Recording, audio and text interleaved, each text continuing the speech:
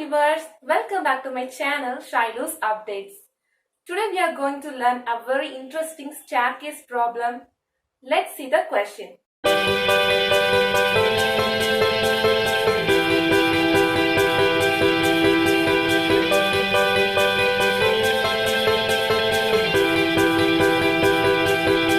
The question is, a straight staircase is made of structurally independent thread slab cantilevered from RC wall.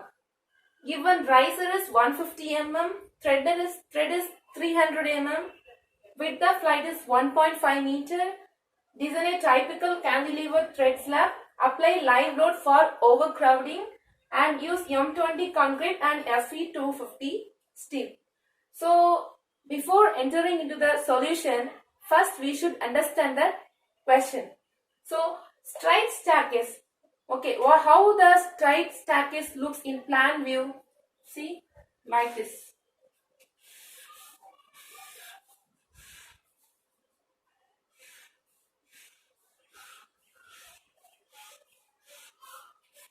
So this is a straight staircase, okay? So these are all the steps and this is landing. So a straight staircase is made of structurally independent thread slab. So independent thread slab means what? See, consider a wall, okay? Consider this as a wall and independent thread slab means here thread slabs are attached here, okay? Like this, 1, 2, 3, like that. See, if you want to get a good idea, please watch this picture. In this picture, you can get a clear idea of how the independent thread slab looks. Okay, hope you can understand well by seeing this picture. Or you may have decided to design stairs like this. So if you want to design stairs in this model, please watch this video. This question is very important and it has been asked in many examinations. So watch until the last. And before that, if you are new to this channel, please subscribe my channel and click the bell icon. Now let's see the solution. Now let's see how the independent thread slab looks, okay? So here independent thread slab looks like this, okay?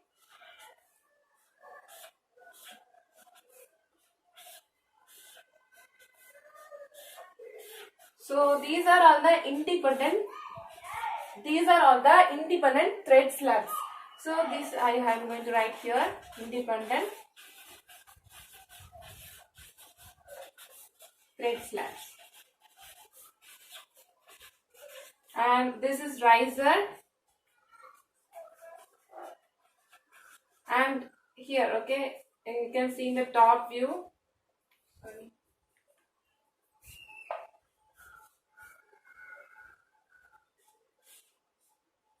So this is thread, okay, this is thread. So these are all the independent thread slab attached to a RC wall. Okay, consider this is a RC wall. So these are all the independent thread slabs attached to your RC wall. Okay. Now let's see the steps. Okay. In this problem there are 8 steps we are going to follow. First one is given data. Second one, loading on staircase. Third one, effective depth. Fourth one, main reinforcement.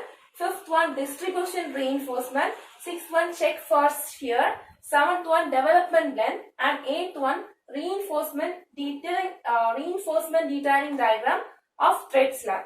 So let's see the first. So let's see all those steps today. Okay. So what are all the given data? Riser is equal to 150 mm. Thread is 300 mm. Width of flight is 1.5 meter. For overcrowding, we have to take live load as 5 kN per meter square.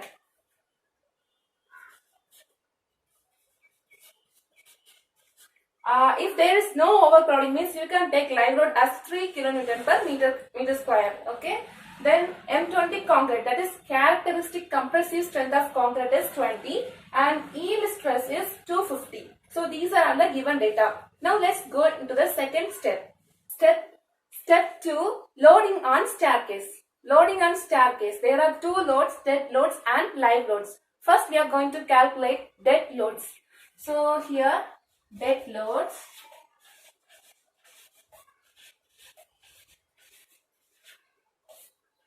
Here first step is self weight of thread slab.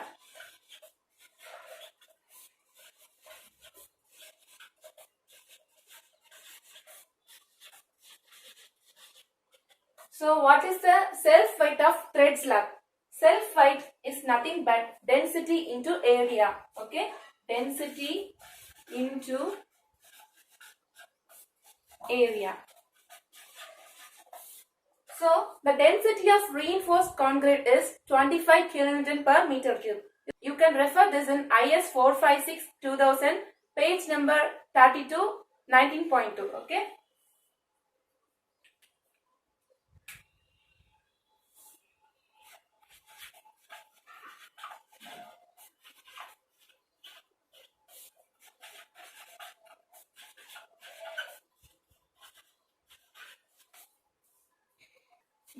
Density of reinforced concrete is 25 kilonewton per meter cube.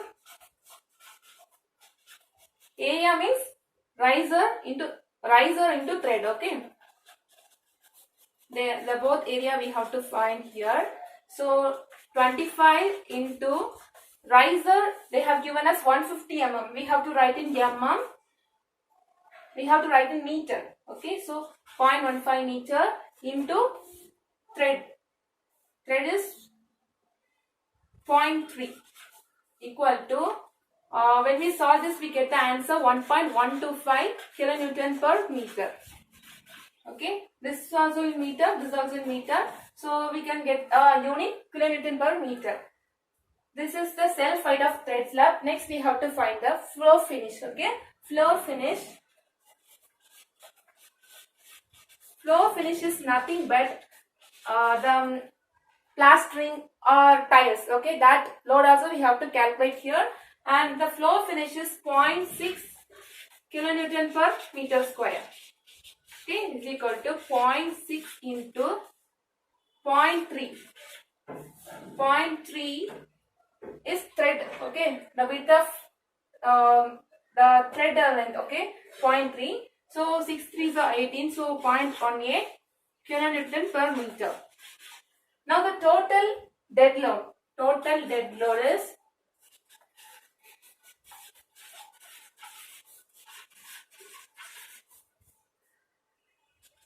1.125 plus 0.18 kilonewton per meter. So we get the answer 1.305 kilonewton per meter. So this is the W. Okay, this is dead load. Now we are going to calculate the dead load moment. Dead load moment is equal to W into L square by 2. How this formula came? So this is cantilever beam. So cantilever beam subjected to UDL over its entire length. That formula is WL square by 2. See this diagram. This is cantilever beam subjected to UDL, uniformly distributed load over its entire length. Okay, entire length. For that the formula is WL square by 2. Okay, so here W we have just now we have found W is equal to 1.305. L is the width of slide. So 1.5. We get the answer MD. Dead load moment we can write as MD equal to 1.305 into 1.5 square divided by 2. So we get the answer 1.468 kilonewton meter. Now we are going to find out the live load. Next, live load moment. Okay, live load means weight of human beings, furniture, etc. You can refer this live load in IS 875 code book. So, but here overcrowding we have taken live load as 5 kilonewton per meter square.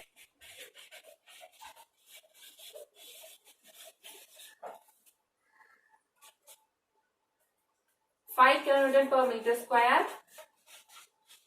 And what's the length? We have to take the thread length. Okay, so we have got 1.5 kilonewton per meter.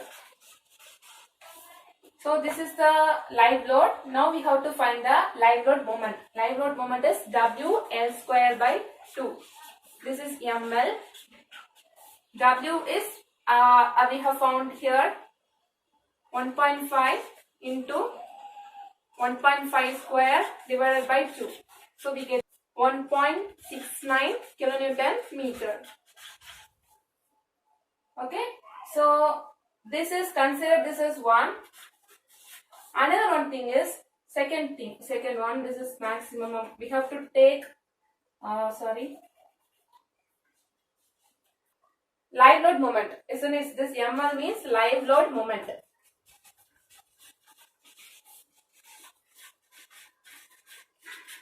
Another one thing is, we have found the load also, isn't it?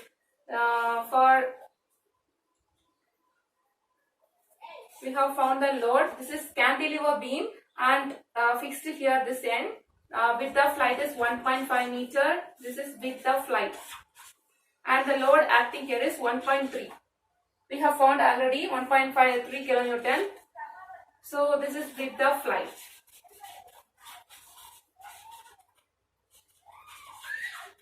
So when we take the moment for this diagram is moment is equal to force into distance. So force here is 1.3 into distance 1.5. So we get the answer 1.95 kilonewton meter. We have got two live load moment. One is 1.69 kilonewton meter, 1.95 kilonewton meter. We have to take maximum of these two values. So here the maximum value is 1.95 kilonewton meter. So we have to take this value. Okay. Now the total moment is this moment of dead load plus moment of live load. MD plus ML. So we have got the answer as 3.42 kilonewton meter. Now the factor moment.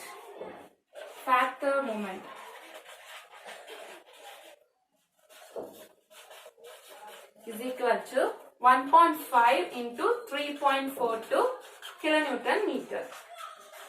So we have got the answer 5.13 kilonewton meter.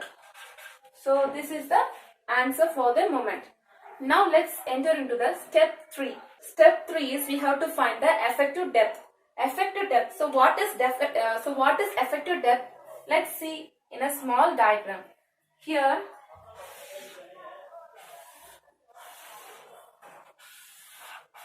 so consider this is the riser of that slab.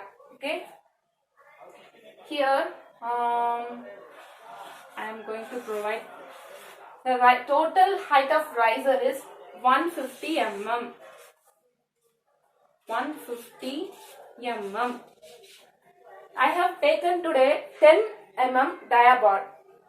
So the diameter of this bar is 10 mm dia. Okay. The slab cover is 20 mm. You can refer this in IS 456-2000, page number 46 and 47. There they have given the slab cover as 20 mm for M20 grade of concrete. So here slab cover means from here to this. Okay, here 20 mm.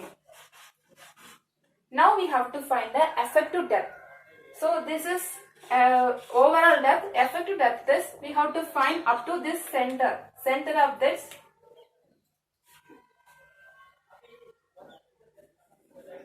this rod. Okay, so this is the effective depth. Effective depth can be written as small d. How to find the effective depth? So 150 overall depth minus 20 plus this 10 divided by 2.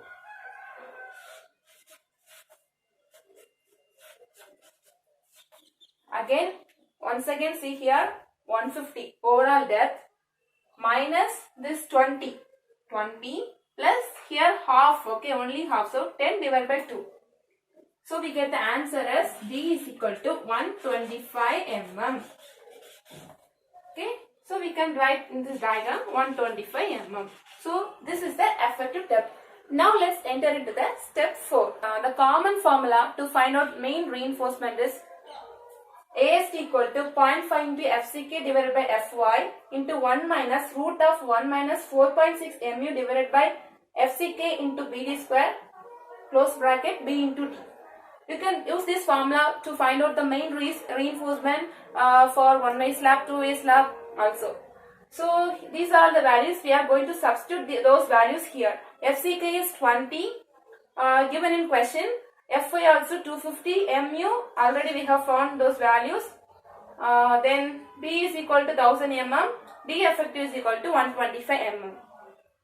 Now when we substitute those values, we have got the answer as 200 mm square. Let us assume 10 mm dia bar. To find out the area of one bar,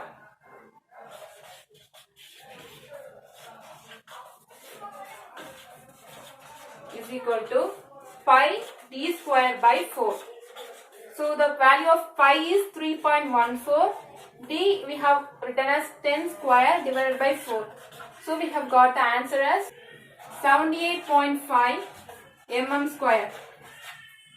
AST, small AST is equal to 78.5 mm square. Now we are going to find out the spacing.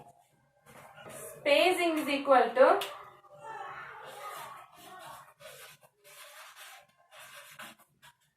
area of one bar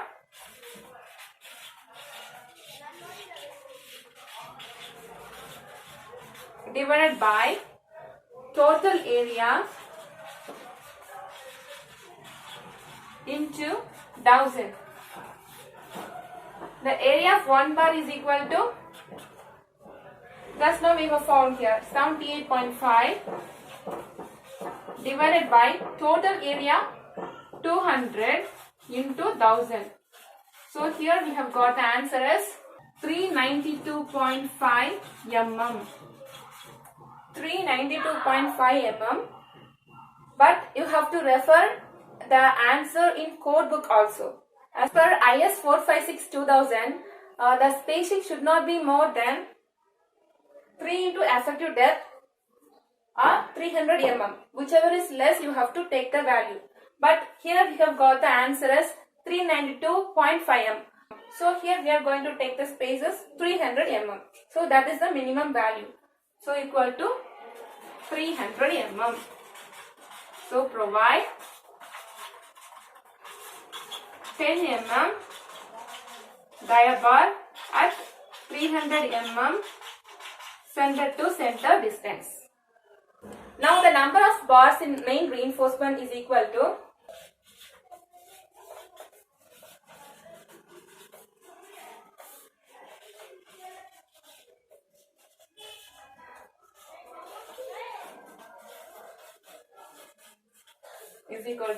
total area divided by area of one bar is equal to 200 divided by 78.5.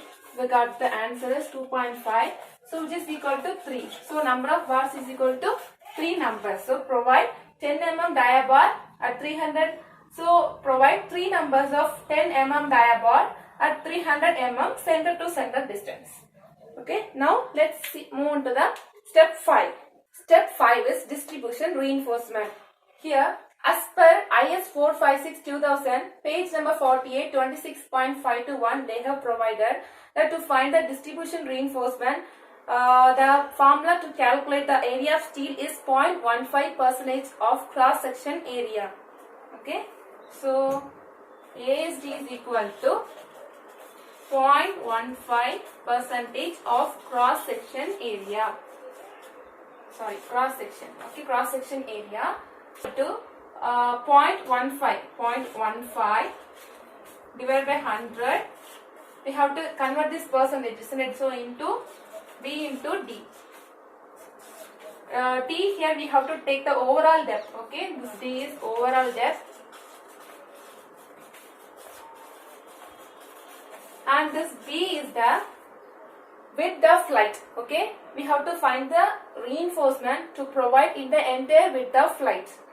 So we have to mention the width of flight here. Okay, we have to provide the reinforcement over this entire length of flight. So equal to 0.15 divided by 100 into width of flight is 1.5 meter. So we have to convert that into mm.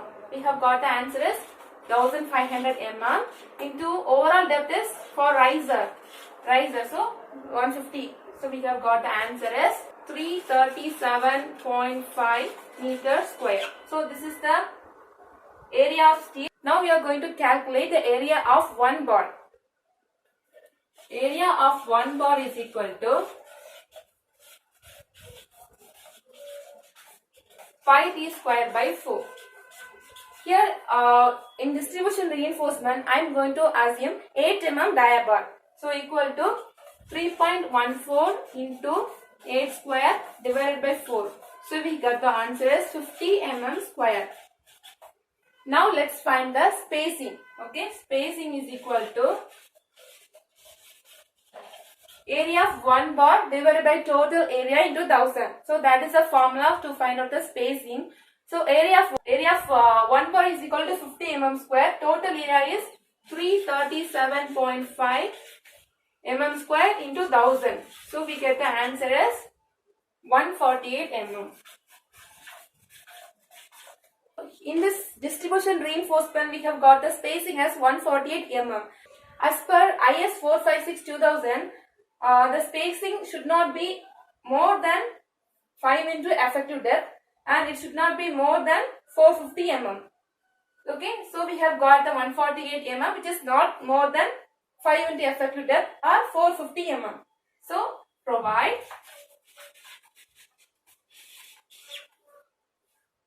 (8 mm) dia bar at 148 mm center to center. This is spacing. Now we have to find out the number of bars. Number of bars is equal to AST divided by small a, area of one bar, means total area divided by area of one bar. So we get the answer as 337.5 divided by 50. We get the answer as 6.5, which is equal to 7. So provide 7 numbers of 8 mm dia bar at 148 mm center to center distance spacing. So this is what we have to calculate distribution reinforcement. Now let's enter into the step 6. Okay, step 6 is check for shear. Check for shear is we have to check tau v should be less than tau c. Okay, tau v should be less than tau c. So we have to prove this. Okay, if tau v is less than tau c, the sphere is safe. Okay, but if tau v is greater than tau c, we have to provide extra reinforcement for shear. Now as per IS 456-2000, in page number 62, they have given tau v is equal to VU by BD. VU is nothing but shear force and B is the breadth and D is the depth. So we have to find VU first. Okay, so VU is equal to shear force due to dead load.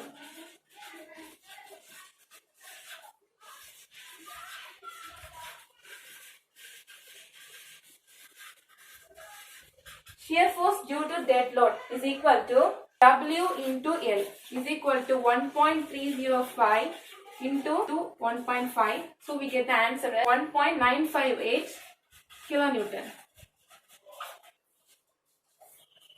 Now shear force due to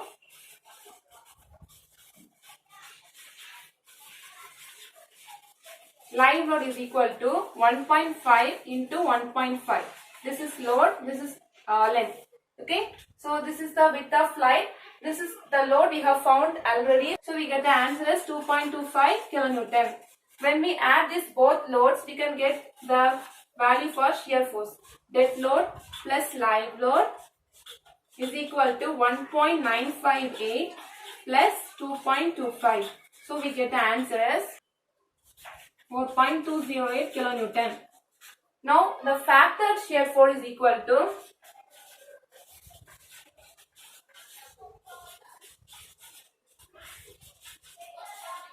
1.5 into 4.208. So we get the answer 6.312 kilonewton.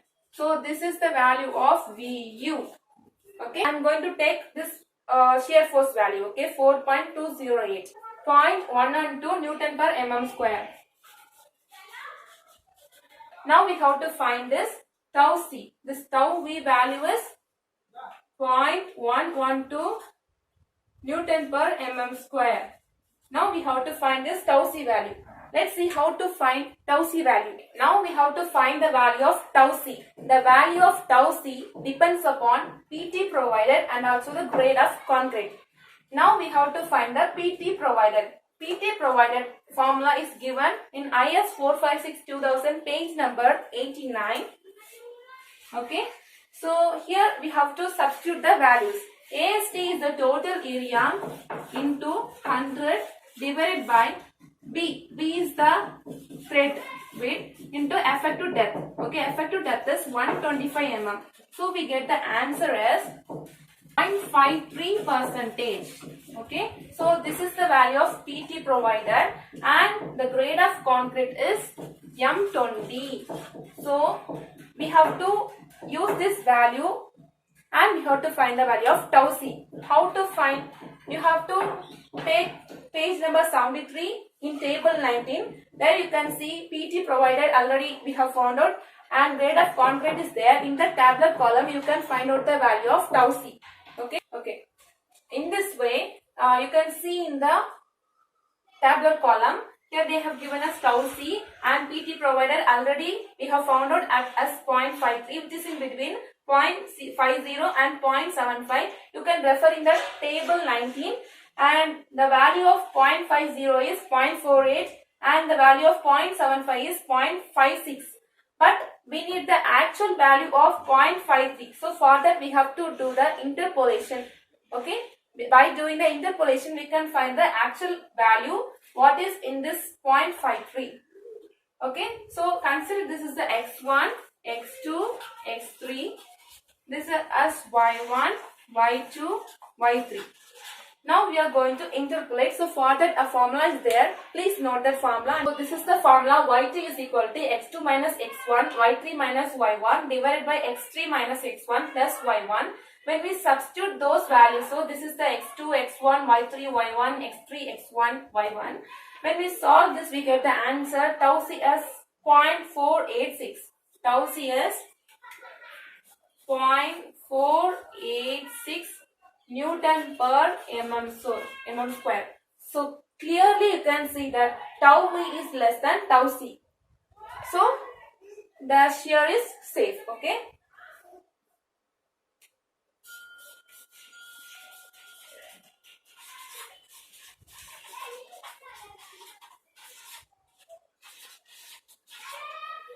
Now let's enter into the seventh step. Step 7 is development length. Okay, development length formula is LD equal to 5 into sigma s divided by 4 into tau BD. This is a common formula to find out the development length. So here pi we have provided 10 mm diabar for main reinforcement, isn't it? So 10. So sigma s is the permissible stress. Permissible stress they have given Fe 250. So 250 we are going to write here. And the same for next tau BD. To find out the tau BD, you can refer IS 456-2000 page number 43. There they have given tau value for M20 grade of concrete as 1.2. 1.2. So we get the answer 520.833 mm. So this is the development length. Okay, we have to provide the development length also because the independent thread slab is attached to the RC wall, isn't it? So we have to provide the development length also for that board. Now let's enter into the 8th step and this is the last step. Okay, so this is a rough diagram of the thread slab. This much is RC wall. Okay, so this much is RC wall. And this is the thread slab. I have only one thread slab. We have only one thread slab we have designed today. So this is the thread slab. So here we are going to apply and we are going to cut a section also. See, if we cut section here, A, here also A, it will be seen as like this.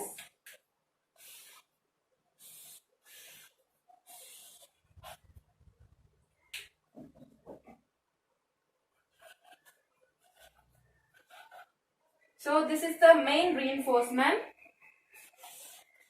This is the main reinforcement. We have provided 3 numbers of 10 mm dia board at 300 mm center to center distance spacing. Okay, so the distance between these bars is 300 mm. Now let's see the distribution reinforcement. Here, this is the front view. Okay, so here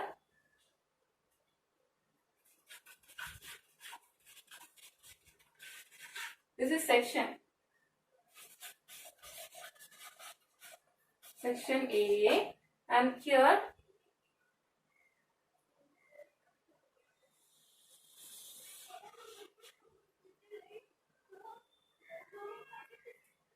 the distribution reinforcement, we have provided 7 numbers of bars. We have calculated 7 numbers of bars, isn't it? So 7 numbers of bars: 1, 2, 3, 4, 5, 6, 7. 7 numbers of distribution reinforcement. So we have to write here also. We have to mention distribution reinforcement.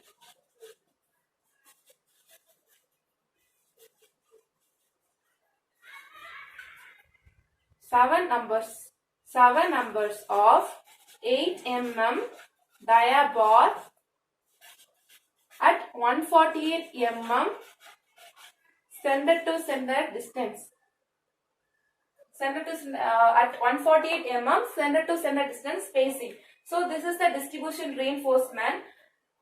Then the width of light also we have to mention here. Width of light, they have given the question as 1.5 meter, which is 1500 mm. Okay. Next, the thread. The thread width is 300 mm. Thread we can see only in the top view, isn't it? This is front view. In the top view you can see the thread. So that thread width is 300 mm. The riser height is 150 mm. Okay, 150 mm.